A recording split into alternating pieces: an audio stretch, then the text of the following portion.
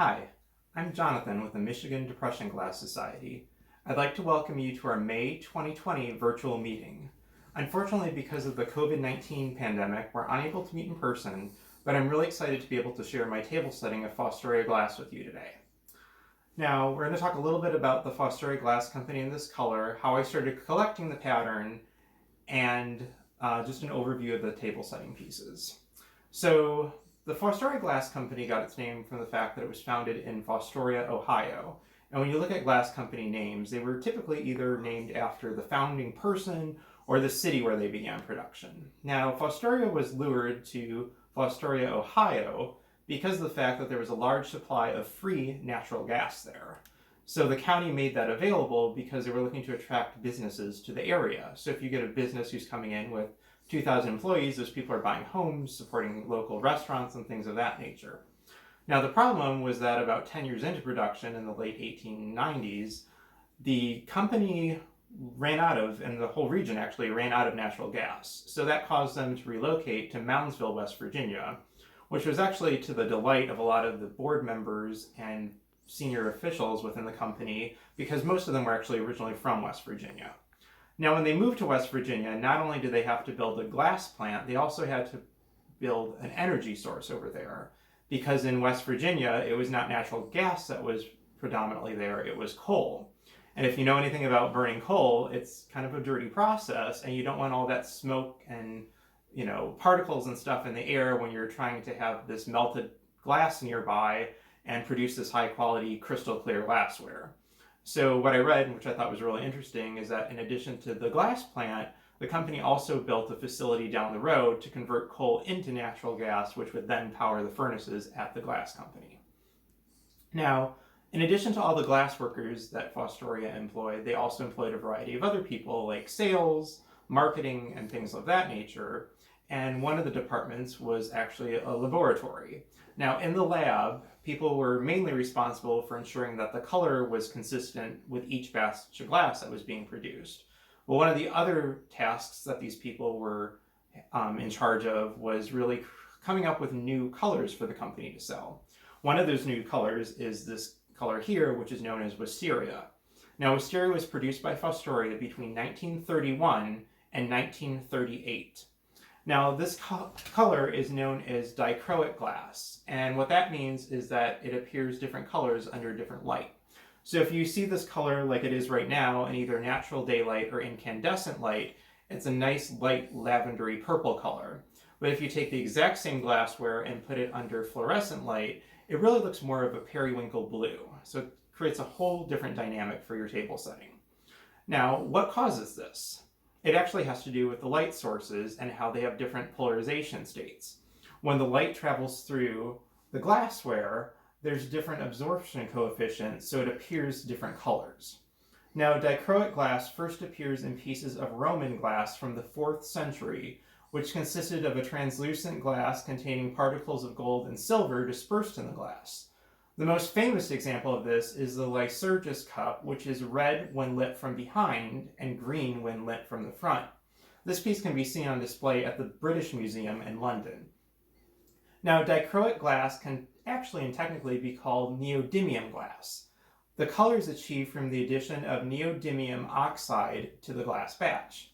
Now, neodymium is a chemical element with the symbol Nd and its atomic number of 60. It was discovered in 1885 by an Austrian chemist. It's not found naturally in metallic form, and it has to be refined for general use.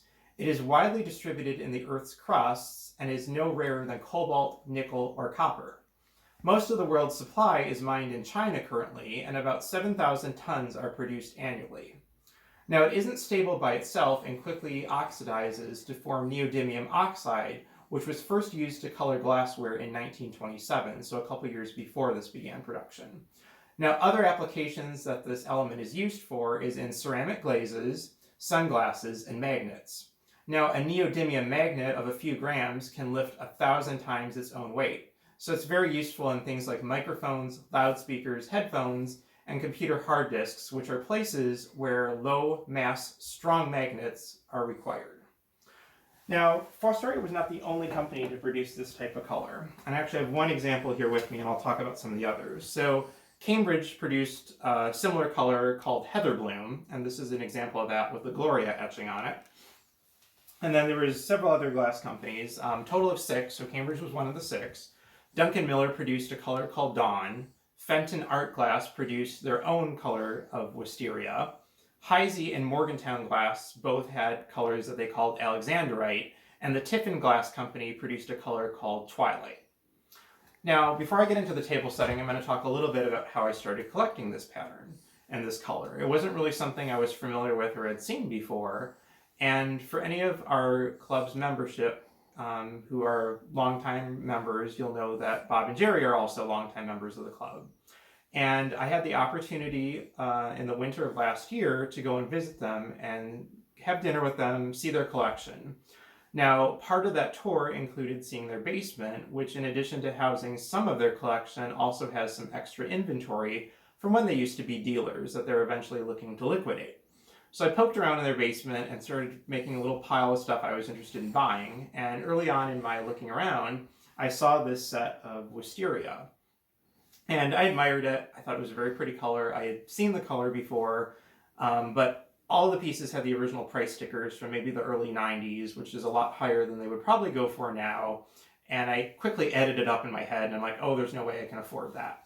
So I kind of moved along, continued shopping in the basement, and at the end, as I was about to, quote unquote, check out, I said, hey, Jerry, what would you want for that Fostoria set? Like, all of it. And it was basically a dinner service for 6 without some of the stemware and things you see here. And Jerry thought for a minute, and he threw out a dollar figure that I was shocked at because of how low it was.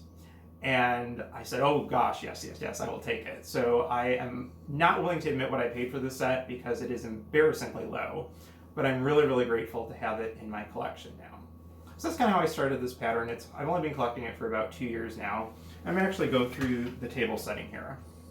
So Fostoria produced the dinnerware lines of Wisteria in 3 different patterns. The first here is the Lafayette pattern, which is line 2440. And that's what most of my dinnerware is. So I have a the smallest plate here I have is a salad plate. And then I have a lunch plate, followed by the small dinner.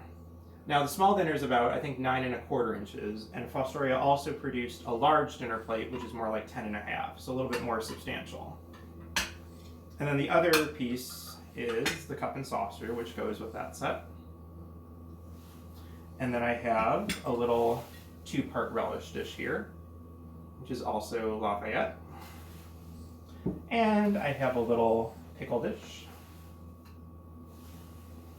And then finally, a sugar bowl and a creamer.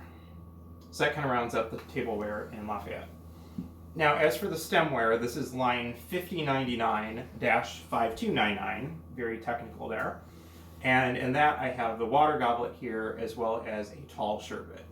Now, I know a lot of times when people are shopping at glass shows and thinking about what they're going to buy for a pattern, they have a tendency of saying, oh, I don't need any tall sherbets, I'm not going to serve sherbet. Well, for anyone who knows me, I use my glassware all the time, and I don't believe that just because something is labeled as one thing, that's the only use it has. So, for an example, with this tall sherbet, I've used them for, if I was serving a breakfast, I might make a fruit and yogurt parfait in this.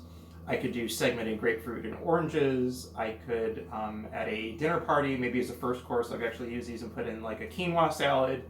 Obviously, you can do a palate cleanser with a sorbet. You could put a pudding in this for dessert. There's just 100 different uses. And of course, the other main use of those were intended for would be champagne glasses. So if you were serving champagne or Prosecco at the first part of your meal, or even during hors d'oeuvres or cocktail hour, that would be a great use of that.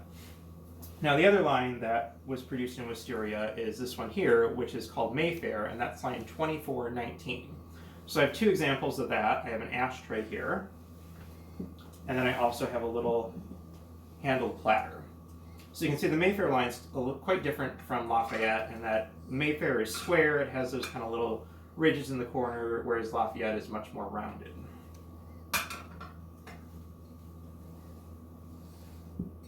Now, there's one more line of dinnerware that was produced, and then there's a total of 9 different stemware lines that came in this color. And predominantly the pattern is just the color Wisteria without any etchings. So you won't really find, a tableware, these plates and things with etchings very often, although there are some exceptions to that. But in the stemware lines, in some of these other 9 lines that they had, there were stems that came etched with a couple different patterns on them. But traditionally they would be inverted from this. So right now on this goblet, you have the Wisteria color in the goblet, the stem and the foot are crystal. So in the etched pieces, the goblet is crystal, the stem and the foot are the Wisteria color, and then the goblet is etched. So a little bit different there.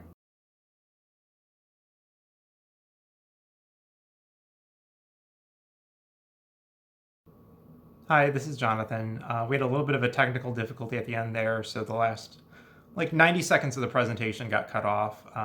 That was it for the table setting. I just wanted to thank everyone for watching, tell you to stay safe and take care of yourself, and that we are really looking forward to reconvening as soon as we can as a club. If you are by chance watching this during our kind of live streaming on May 4th, 2020 at it'll be 7:15 p.m. now. I'm going to be on Facebook Live for about 10 minutes to chat, answer any questions you have about Fostoria, Wisteria, or just anything else about glass. So if you head over to facebook.com/depressionglassguy, again, this is only for May 4th. I'll be on there for about 10 minutes starting now. So again, thanks a lot for watching and hope to see you soon. Bye.